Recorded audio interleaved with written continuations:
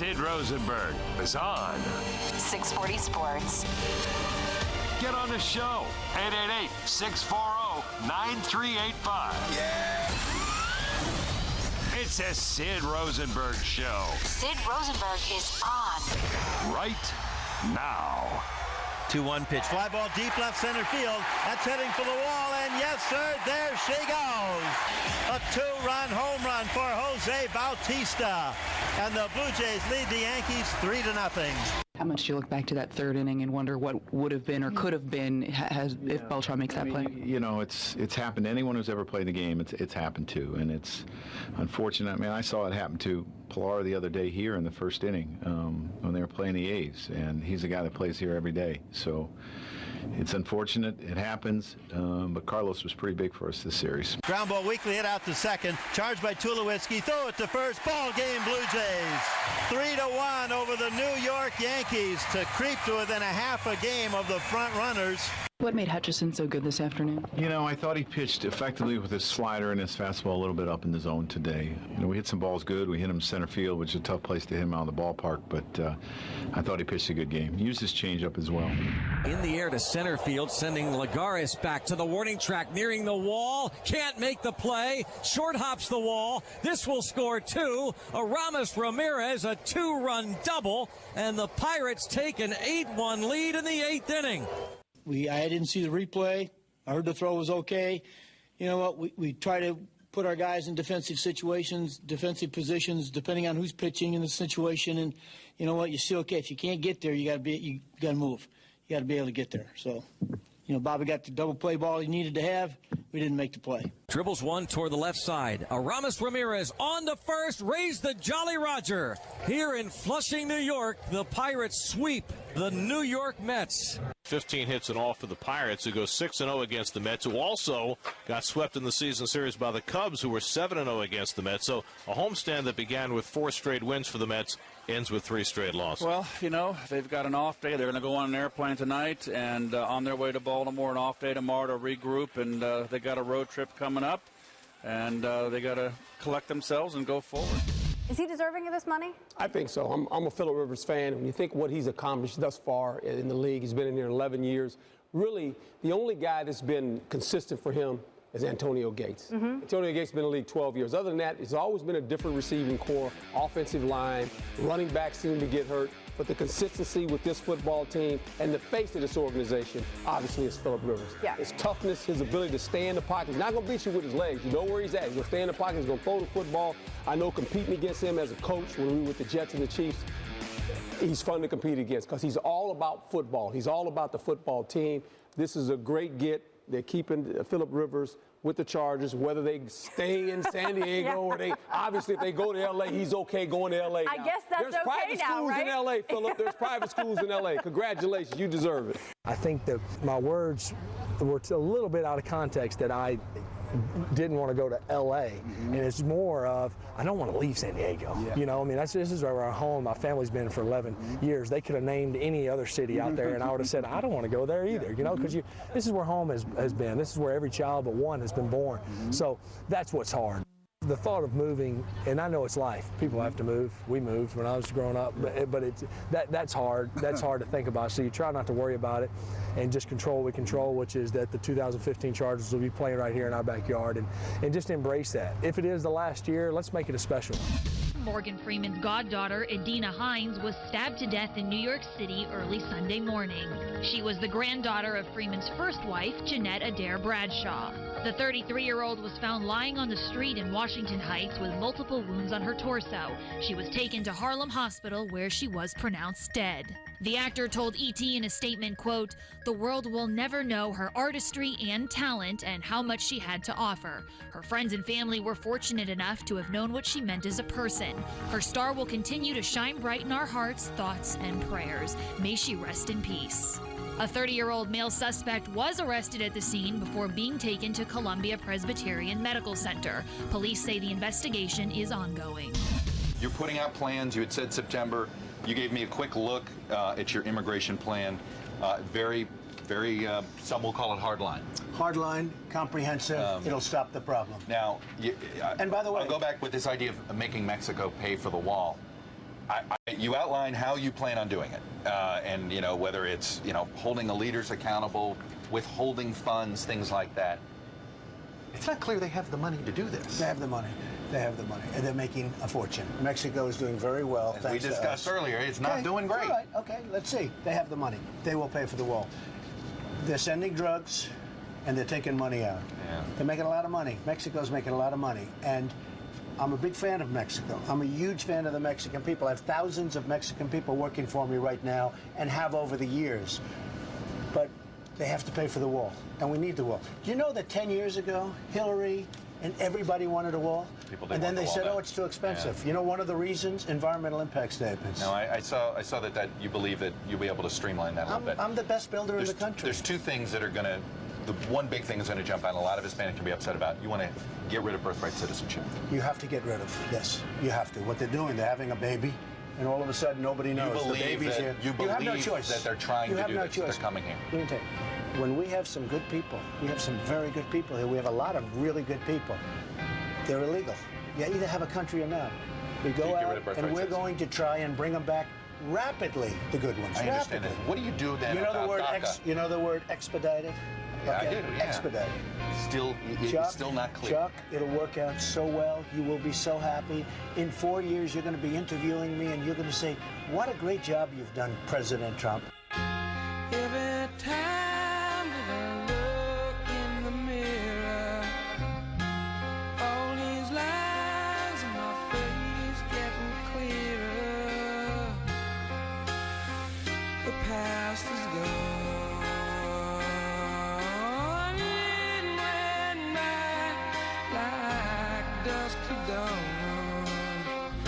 Isn't that the way? Everybody's got the dues in life to pay.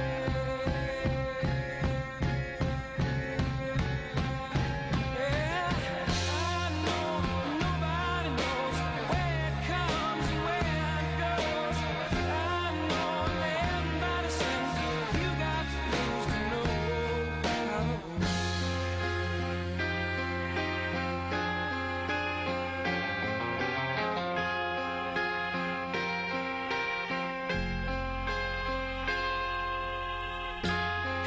My life's in books, written pages. Live and learn from fools and from sages. You know it's true. All the things come back to you. Sing with me, sing for the year, sing for the laugh, and sing for the tear.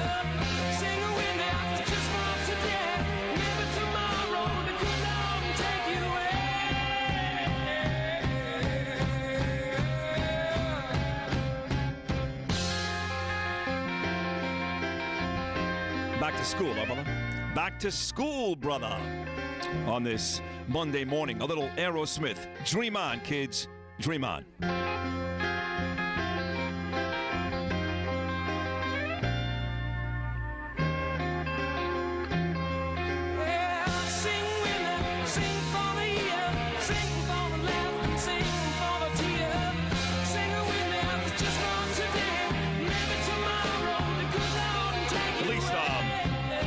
In my county, it's back to school. I don't know about you. I think your county, Broward County. Next week. Next Monday. Week, right. Monday, yeah. Next Monday. Dream on, dream on. I like this part. Give me some more of this. All right. Woo! Dream on, dream on, dream on, dream until your dream comes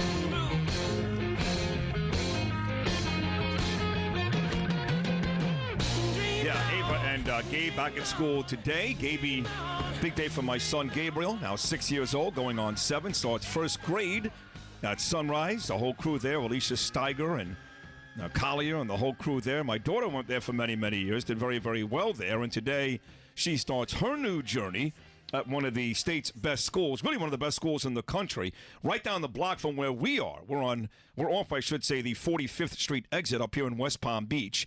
When you get off I-95, you make a left by Rachel's to get to us. My daughter's school, you make a right, but Ava's literally right down the road, and she starts 6th grade today at Bach, and I just found this out, that right to our left, if you have not been with us the last couple of weeks because you're back to school today and you've been sleeping late this summer, we have moved our studios. We used to be in Pompano Beach last time you were listening, and now we're up at these palatial, beautiful studios on 45th Street here in West Palm Beach.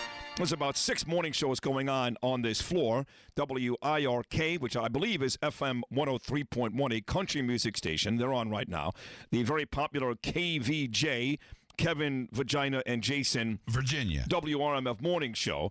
Then to my left right here are our favorites, and that is Sunny 107.9 FM. That's Light FM. And that's Jennifer Ross, the great Jen Ross, and Bill Adams. And I found out this morning that Bill Adams' 2 daughters, Danielle and Coley, both go to Bach. In fact, Danielle is in Ava's grade, in 6th grade, although she's going for dance, I believe, and Ava's going for broadcasting. And his other daughter, Coley, in the 8th grade, I think is going for, well, I forgot. It doesn't matter.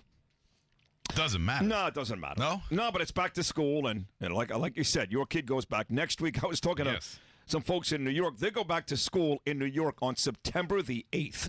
They go back to school 3 weeks after my kids go back to school. But my kids finish school June 2nd, and in New York they finish school like June 28th. So it's a 3-week difference when they start and when they finish. But I know lots of folks are back on the roads today, and moms and dads and kids and all that cool stuff listening once again like they did a couple of months ago. A lot of folks leave for the summer. Kids go to sleepaway camp, and even the adults do their thing. No one gets up early during the summer. So I think a lot of folks are back with us today that were with us in May and June that have been kind of MIA the last couple of months. And I think you're really going to love what the show has become. And if not, you won't. So you'll go someplace else. You'll listen to Elvis Duran or whatever else. I don't know. This show is not like Joe Rose or Mark Hockman and, John Zaslow or Joy. If you don't listen to us, you probably listen to Jimmy Cepolo, right? Well, I think that if you have kids in the car, this is the kind of show I think you want on. No, but what happens when Liz Mandela's on tomorrow morning, the very famous sex therapist from the Howard Stern show and our show, who's on now not every other Tuesday, but every single Tuesday, and she's talking about blowjobs. Then what? It's an education. Well, it is an education, yes. It's very educational. Well, I know the men in our audience find it to be very educational. I'm not sure the young kids need to hear that type of stuff, but I said this a million times, and I know it draws the ire of my beautiful wife, Danielle, sometimes. I don't care. I don't do this show for the kids. There are certain parts of this show that you may have to lower or shut off, or, like I said, go to Elvis Duran for 10 minutes and come on back. We'll still be here. And there are certain parts of this show which are great for the kids. Like we'll talk about the Yankees today, we'll talk about the Mets today, we'll talk about the Dolphins today, and the Jets and the Giants and Sesame Street and, well, I was going to say Morgan Freeman, but Sesame Street. Well, yes, there's a story about Sesame Street that I read in the New York Post that I thought was very good. It was in the op-ed section of the New York Post, and it says, if Big Bird can sign with HBO, why are taxpayers still funding PBS? That is a very good question. You ever think about that? I haven't thought about that lately, but now that you mention it. Well, tell you how to get Sesame Street. Click your remote right over to HBO. Under the cable network's new deal with Sesame Workshop, the nonprofit behind the kids' show, production will jump from 18 to 35 episodes a season, and everything will run first on HBO for the next 5 years, then air 9 months later on PBS. No one loses because toddlers don't care how old a new show is. That's fair to say, right? Sesame Workshop notes that this provides Sesame Workshop with the critical funding it needs to continue production of Sesame Street and secure its nonprofit mission of helping kids grow smarter, stronger, and kinder. It does bring up an old question, though. Why are taxpayers still shelling out for public broadcasting? PBS trots out Big Bird whenever their budget-cutting knives come out, but the fact is the overgrown avian and his pals will survive just fine with what the private sector sends now, which is donations and deals like this one with HBO. That's a fair question. one you haven't really thought about, but you're too consumed with Donald Trump and the Yankees and the Saints and all that good stuff to worry about Big Bird and Sesame Street. Well, I'm deep in thought with this because no, you're not. Yes, no, you're yes, not. because I'm trying to figure it all out. This Morgan Freeman grand stepdaughter, whatever the hell this story is another one that had you thinking this morning. I was reading in the New York Post. Here's the story. You heard it right there in the open. The granddaughter of acclaimed actor Morgan Freeman was stabbed to death on a Manhattan sidewalk early Sunday morning about 3 a.m. during what law enforcement sources and witnesses described as an exorcism at the hands of her drugged-out, ranting boyfriend. He starts screaming, "Get out, devils! Get out! I cast you out! Devils, in the name of Jesus Christ, I cast you out!" The killer yelled as he plunged a hunting knife into 33-year-old Edina Hines' chest. This is according to George Hidako, who witnessed the crime 3 a.m. outside an apartment in Washington Heights. Hines, an actress who had appeared in Broadway and was on the red carpet at Freeman's side many times, was stabbed 16 times. This guy started screaming, "Jesus Christ is born, Jesus Christ is born," as he stood over her lifeless body. Now, here's the weird part about this story, okay? The boyfriend's name is Lamar Davenport. He was obviously arrested at the scene after he killed Morgan Freeman's step-granddaughter. But here's where it gets a little weird. Freeman, 78, issued a statement that went like this, quote, "The world will never know her artistry and talent and how much she had to offer." The Oscar winner said, goes on to say, "Her star will continue to shine bright in our hearts, thoughts, and prayers. May she rest in peace." Hines was Freeman's granddaughter because her mother had been adopted by the star, I should say. He was so close to Hines that back in 2012, Morgan Freeman had to squash reports they were lovers. So here, he's 78, she's 33, she's his goddaughter and step-granddaughter, and there are rumors out there that he was banging her. Well, what? So he's with her mom, right? He's with her mom, so why I guess. Isn't she just a regular stepdaughter? Because she was adopted, the mother, and it was his first wife. He's had, I think, 2 more since, but I'm not sure how the whole family. Me too, yeah. But here in the New York Post, they intimate that maybe Morgan Freeman was banging this chick. Well, God rest her soul. Well, I mean, he's got no blood relation, right? I mean, she's basically That's correct. Almost a stranger. Right? Almost, well, no, not at all. No, they were very close. Well, very close. Evidently, obviously, very, very close. You know, hey, the heart wants what do you say? The heart wants what the heart wants. I mean. Or in this case, the heart wants what the penis wants. Well, basically, that too. Right? Well, that that does the thinking most of the time. So that's a big story today. Of course, you also heard in the open there the Donald Trump. The real Donald was on Meet the Press yesterday. He was in Iowa this weekend with our guy Chuck Todd, and he spoke about things finally on a planned basis. Talked about what he would do with immigration. He would send the $12 million back. He would build a wall. He would. There were 3 different steps in Donald Trump's immigration deal. He also talked about how he would fight ISIS, and he basically said that he gets his ideas from watching Sunday morning show. You can't make it up from watching you. He goes, I watch you, Chuck. I watch Face the Nation. I watch State of the Union with Jake Tapper. I watch these TV shows. That's how I get my ideas. I'm glad to hear that because that's how I get my ideas. Of course. A lot of guys get their ideas from that. I sit in my underwear in the living room and watch, and now that's it. When a general tells me how he's going to do it, now I know. Now you know. So that was Trump yesterday. The shows were filled with those guys. Meet the Press also had Bernie Sanders on yesterday as the attacks on Hillary Clinton continued to grow, and now they estimate, is it 60 emails? It was 4 or 5 last week that contained classified information. The FBI, of course, all over this story. Now I believe there are as many as 60 emails that may have contained classified information as Hillary continues to spiral downward, with Bernie Sanders moving up and rumors of guys like Joe Biden and Al Gore entering the race. Also, they had John Kasich was on Face the Nation yesterday, as was Lindsey Graham. And so once again, the Sunday morning shows crowded with presidential hopefuls, and for the most part from the right side. O'Malley was on Face the Nation, too. So I did see 2 Democrats on yesterday. So we got all those stories today.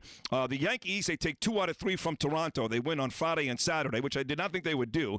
They lose yesterday on a bad play by Carlos Beltran. Once again, the rookie making his 3rd start for the Yankees, Luis Severino, was actually pretty good. So when you wake up this morning, the Yankees still maintain sole possession of first place atop the American League East, a half a game better Then Toronto with the Baltimore Orioles on fire, now 4 back. And the Orioles, by the way, have the Mets at home on Tuesday and Wednesday. The Mets get swept by the Pittsburgh Pirates this weekend. They stay 4.5 ahead of Washington, who also got swept out in San Francisco by the Giants. So the Mets lose every game this weekend, but don't lose any place in the standings, which is great. The Orioles are on fire. The Mets are not. Mets will play Baltimore on Tuesday and Wednesday. An odd week for the Mets. They enjoy 2 days off over the next 4 days. Off today, at the Orioles on Tuesday, at the Orioles on Wednesday, off Thursday, and then the Rockies in Colorado for the weekend. So that is the latest with the Mets and the Yankees. The Giants have signed 2-time Pro Bowl safety. A lot of trouble, this guy, Brandon Merriweather. The Giants safeties took a beating, one out for the year in Thompson. The rookie Landon Collins out for a little while here in the Giant game against Cincinnati on Friday night. So the Giants forced to sign a safety, and they signed the former Patriot and Miami Hurricane veteran Brandon Merriweather. The Jets, Geno Smith says, I'm ready. He got his jaw broken last week. He had surgery, and he's ready to come back and play. They said he'd be out for 6 to 10 weeks. Geno says, I'm ready. Sure. Well, it doesn't affect his throwing arm or anything. I guess not. As long as he doesn't take a shot to the head. See, I thought hockey players like break jaws and do that stuff and like play the next night.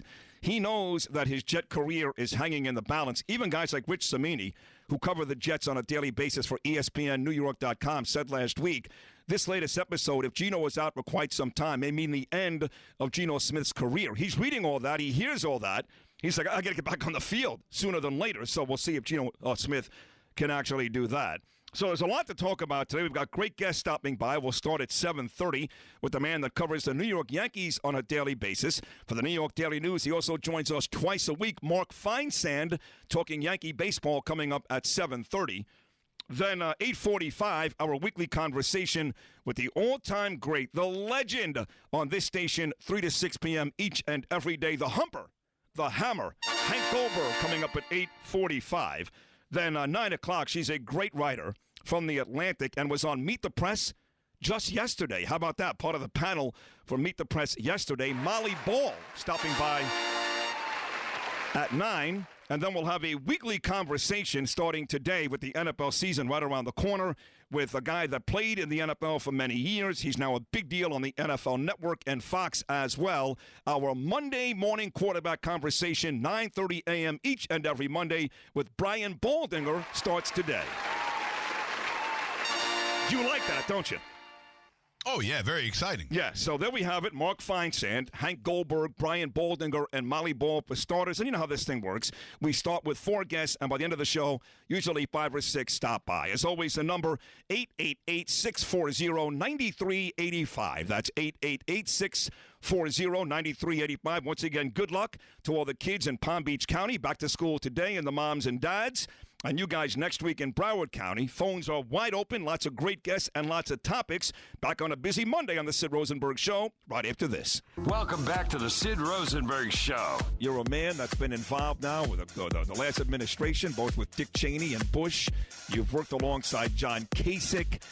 You've taught at Harvard. My new buddy, Ron Christie. What'd you think about the whole disaster with Kelly? I'm sorry, Ron Christie. When you talk about a woman being bitchy and she's bleeding, you're talking about the vagina. Let's be honest, okay? So I don't believe Donald. Hey. I think he lied there. Well, what do you think? You think he told the truth? No. Look, you and I both know who's in charge in the relationship, and it's not us. I've come home and said that same thing to my wife. Are you kidding me? No way. I probably wouldn't be talking to you now if I said that earlier. No way. Are you kidding me? Right. It's Sid Rosenberg on 640 Sports. What do you tell conservatives who say you and the Clintons are in cahoots? Well, it's totally false. First of all, nobody's been tougher on Hillary Clinton than me. And when Bill Clinton called me, I had already made up my decision, just so you understand. He called me long after I had made a decision, and everyone knew I was running, so it wasn't like that. And I think he's very disappointed that I'm running because I'm the one person that's going to beat her. Now, I think she may not be able to run, to be honest, because this whole email thing is a horrible thing. General Petraeus, his life has been destroyed, and he did 5% of what she did. So assuming she's able to run, which would be absolutely, to me, a miracle at this point, I will beat her. And I don't see the other people that are running against me currently. You regularly call her the worst Secretary of State. I think she's So the it worst begs- Secretary of State in the history of our country. Look what happened during Well, her it begs the question, I'm a history buff, who was the worst before her then in your mind? Well, I'll tell you who's the worst after her.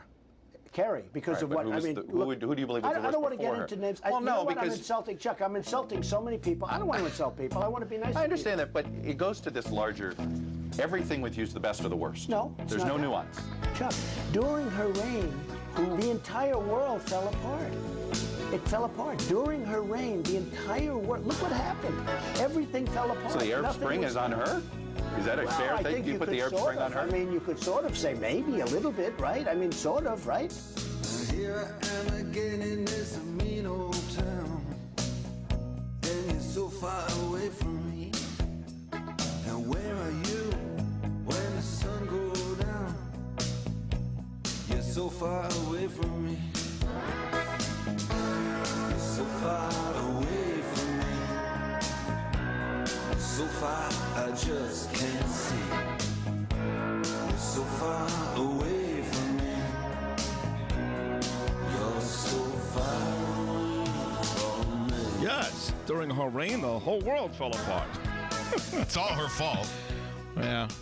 Well, she's part of it, there's no question. And there seems to be a lot of folks now, numbers seem to be rising from people who think that she will not make this, that she will eventually kind of beg out. And, you know, I tweeted this yesterday. If I'm Hillary Clinton, and she's got millions and millions and millions and millions of dollars, which she's got, her and Bill, and what does she need this for? I mean, she's already in big trouble here. Again, like I said earlier, the latest story of the New York Post says 60 emails now they found. It was 5 on Friday. Now it's at least 60 with classified information. I'm not saying she's going to go to prison here. In fact, most people seem to think, including Chuck Todd on this show on Friday, this is a bigger political problem for Hillary Clinton than legal problem. But it's a mess, you know, and her numbers are plummeting every single day. Bernie's on the rise, and a lot of people seem to think she may not make it. Doesn't mean, of course, that the GOP is going to win. I had this argument with Sweeney yesterday. You know, the Hind, he's just impossible. He's just, I mean, I love his passion. He's a smart guy. He follows this stuff very, very closely. In fact, even closer than I do. And he's in love with guys like Ted Cruz and Rand Paul. I mean, all the losers, the guys that nobody likes. I know Cruz running second in the polls, but he's got no chance. And Rand Paul has less. In fact, the majority of folks want to see Rand Paul kicked out of the next debate and replace him with Carly Fiorina. So a story surfaces yesterday that Rand Paul, because he's such a great guy, of course, he decided to forego Iowa. He's getting some surgery. And he decided because Haiti is so downtrodden and so poor, he was going to get his surgery done in Haiti because they need it. And Hines like, oh, I guess this is why Sid Rosenberg deems him unlikable, obviously being sarcastic. I'm like, you moron. I mean, seriously. Everybody else is in Iowa. Rand Paul decides, I'm going to Haiti for surgery because it's a downtrodden, poor country. And you think that's a coincidence? You think that's Rand Paul being a good guy? Or a desperate campaign ploy, a desperate attempt because he was incredibly unlikable during that first debate. Anybody who saw that debate, whether you liked what he said or not, deemed Rand Paul unlikable. So while everybody else is in Iowa, he goes to Haiti to get surgery done. Isn't that remarkably nice? It's very humanitarian. Of course. But that's not a campaign ploy, right? Because he would have kept it quiet if it wasn't, but they made sure that story was everywhere. Look at Rand Paul now. So he's annoying me, the Hind, yesterday with that nonsense, that stupidity. Well, he always rips my board work, so go ahead and rip him all you want. Right. Well, he wants us to make a, like a best of. Of course. Of all your F-ups. Yeah. Well, I mean, there's a lot of them. It wouldn't be that long of a list. No, I mean, I wouldn't have enough time. Oh, please. Forget about one show in a week. Please. Chuck Todd told me yesterday he wants a Citizen shirt. I swear to God. That's great. And he said that he will wear the Citizen shirt. Good morning, Brennan. How are you, pal? He will wear the Citizen shirt on the set of Meet the Press before he puts on his suit and tie on a Sunday morning and tweet it and Facebook it and all that good stuff. That would be great. Yeah. Getting back to the Hillary thing, too, I did see Lindsey Graham, our good buddy Lindsey, who, according to my first cousin Norm Coleman, who was on this show last Friday, will be joining us this week. Lindsey Graham this week, and maybe the great senator out of Connecticut, Joseph Lieberman, as well. And Lindsey said yesterday, he said, listen, this is on Face the Nation. He said, this Hillary email stuff, I mean, people seem to, of course, the folks on the left completely downplay it. Anytime the FBI gets involved, it's not a good thing, okay? That's a fact. He says, listen, there's not one email to or from Hillary Clinton about Benghazi. I mean, how is that possible? 4 people get murdered, and Chris, of course, died in such humane, tragic fashion, raped in the streets before he was killed. How was there not one email to or from Hillary Clinton about Benghazi? He's like, I want to see those emails. And as I sat there and watched it and thought about it, there is something going on here, right? I mean, I know Lonnie Davis downplayed it on this show last week, and Hillary continues to downplay it day in and day out, but that's because she's a psycho and completely unaccountable. I mean, I know folks, even my own cousin, had dinner with me months and months ago at a Chinese restaurant in Boca and said that she's not responsible for Benghazi. I mean, how stupid is that? Of course she is. It was under her watch. You know, it's no different than a football coach getting fired after a team goes 4-12. It wasn't the coach who threw the interceptions or fumbled the football or lost, but he's responsible. It's under his watch. It's the same thing here with Hillary Clinton.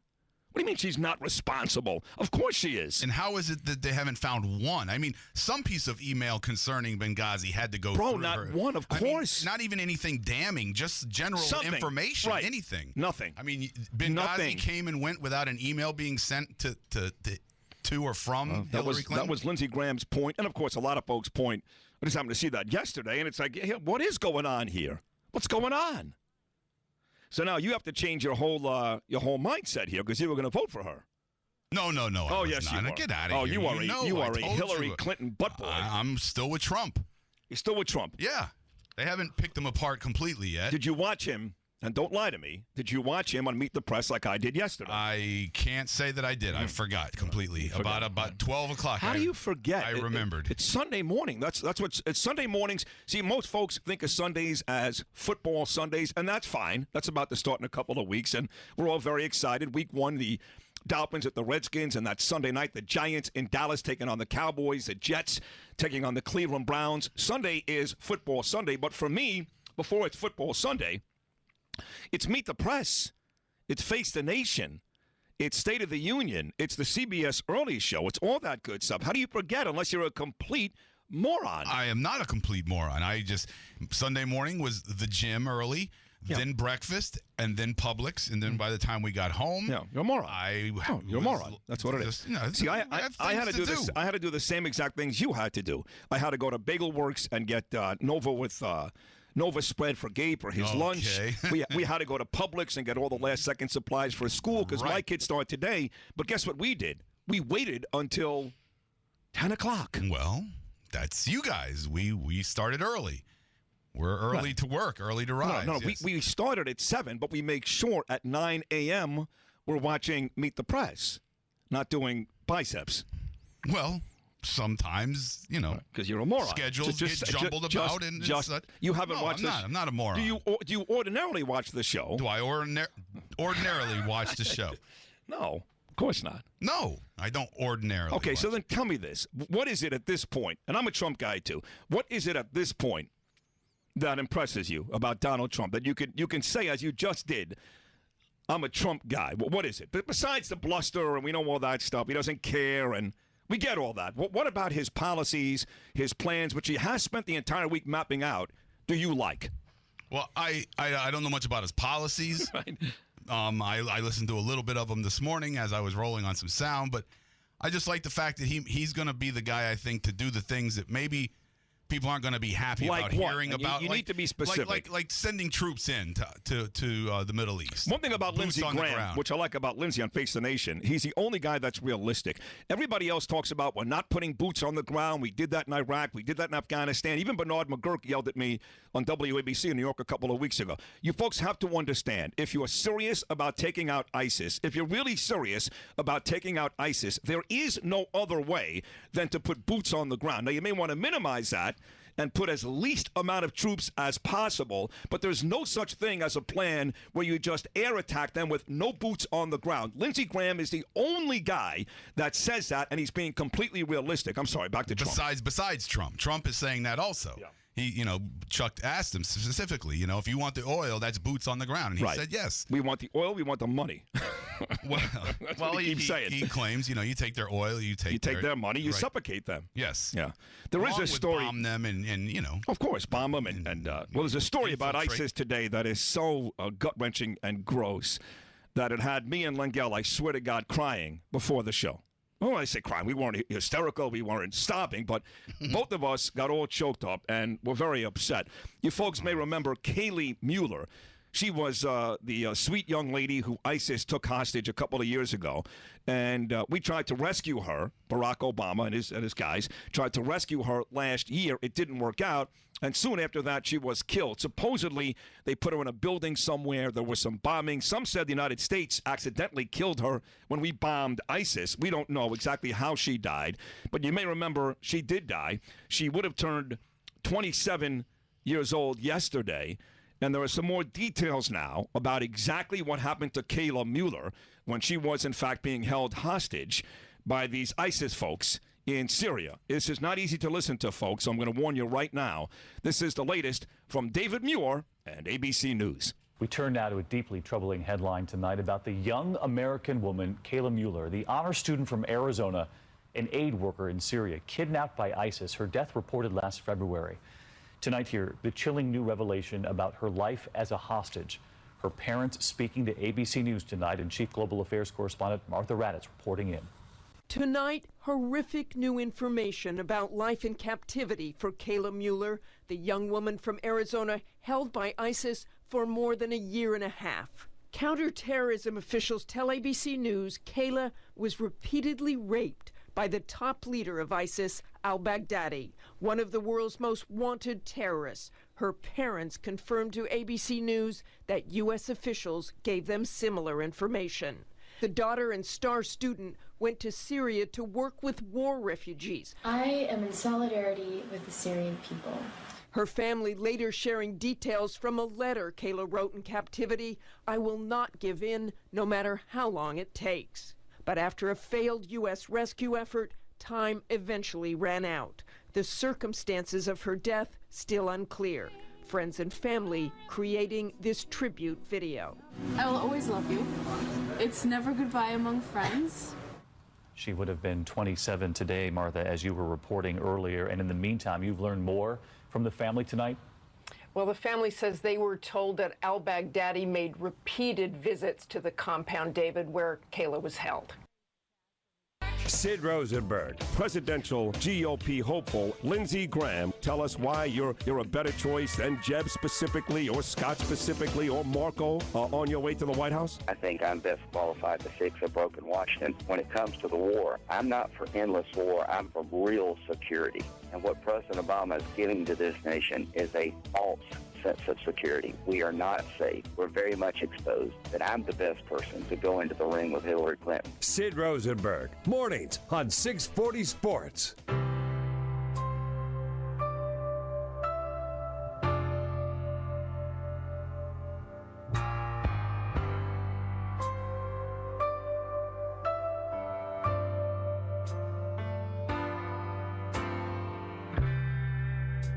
Well, baby, there you stand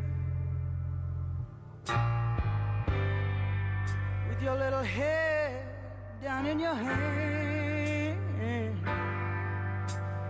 Oh my God, I can't believe it's happening again. Your baby's gone and you're all alone, and it looks like the end. You're back out on the street,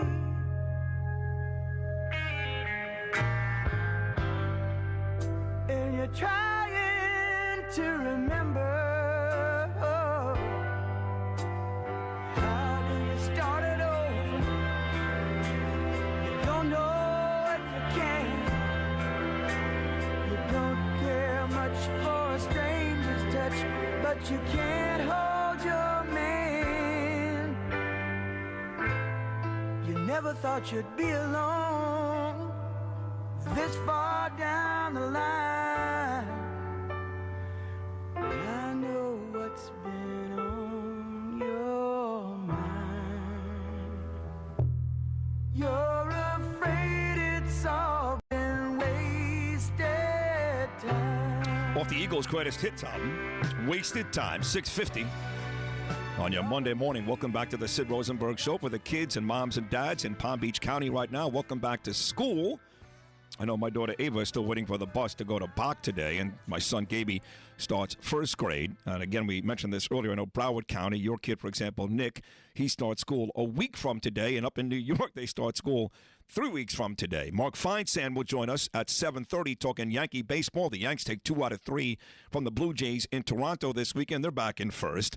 Hank Goldberg coming up at 8:45. We'll do some Dolphin talk. Dolphins look pretty good, the first string at least, against the Bears on Thursday. Molly Ball from The Atlantic. She was on Meet the Press yesterday talking Donald Trump coming up at 9, and former NFL player, now a star with the NFL Network and Fox, live from Los Angeles, Brian Baldinger, coming up at 9:30. And this week we'll talk to Lindsey Graham. He'll be back, as well as Joe Lieberman and a host of others. Here's our good friend, Ralph Perales. Good morning, Ralph. How are you?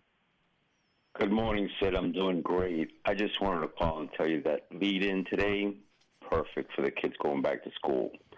You know, I want to make a point that these drivers out there need to be careful. You know, there's a lot of kids out there. People drive like crazy. So just be careful out there with the kids. Oh. Another thing. Yeah. One more thing. You made a mention about Eric Langell being a moron. Yeah, he is. He is a moron, but we still love him dearly. Not quite. We love him dearly. Great show, guys. Thank you, Ralph. Ralph is talking about, we started after the Open today, put together so magnificently by both Steve Zemeck and Eric Langell. The song we came into the show with today was Dream On by Aerosmith. And I said, well, here you go, kids, Dream On. And Ralph seemed to like that. And then he called you a moron. Well. But he said he loved you. Thank you. I know. I know he means it nice. Imus did that stuff a lot to me. Imus would say horrible things about me and then say, well, we love the kid. He's a moron, but... In fact, I got a very nice email from one Don Imus just yesterday. I had sent him. Really? I had sent him. I forgot. I had sent him an email last week thanking him for being very supportive and very cool about the Sid Rosenberg, Bernard McGurk show. 2 shows we did on WABC, filling in for Geraldo Rivera up in New York 2 weeks ago. Because I really thought once Imus found out, he'd be a dick. He'd be like, oh, Sid, why would you work with Sid, blah, blah, blah. Now, did you ever go on his show as a host? Did I you never ever get did. on? Okay. No, he never invited me on. And to be honest, I didn't want to go on because I knew that if I did that, first of all, I wanted to save it, the New York audience, for our show, me and Bernie. And secondly, I couldn't have gained anything from that because Imus did talk about it the week leading up to it, as did Geraldo and Ron and Kubi and the whole crew. So we got the promotion we needed, but I really thought Imus was going to be really dicky about it. And as it turns out, the whole week before the shows, he was like, "It's can't miss radio. They're going to be great." So I sent Imus an email last week. I said, "Hey, Chief, just wanted to let you know that I appreciated your support and being cool about it. It meant a lot to me. Thank you." And ordinarily, when I send him emails like that, he'd be like, oh, whatever, go up yourself. Or he sent back 2 words yesterday, you're welcome. Which for Don Imus is, here, take a look. 2 words. This is a nicer, newer, like kinder, gentler Imus. He must have found out he's dying this week or something. Who knows? But, yeah, that could be it. I mean, take a look right there, just so you know I'm not lying. What is the name on that email? Don Imus. What is the day and time? The day is August 16th at 10:18 a.m. Which was yesterday, right after Meet the Press. And what does it say? It just says quite simply, you're welcome. There you go. A new Don Imus. There's no I love you or anything. No, he didn't. That's not him. No, but that's not him. He also didn't say good job, which I know he wanted to say because it has gotten back to me through the grapevine. Everybody loved those shows up there. The PD up there, Craig Schwab, loved it. He's got me slated to do a bunch of shows coming this year again.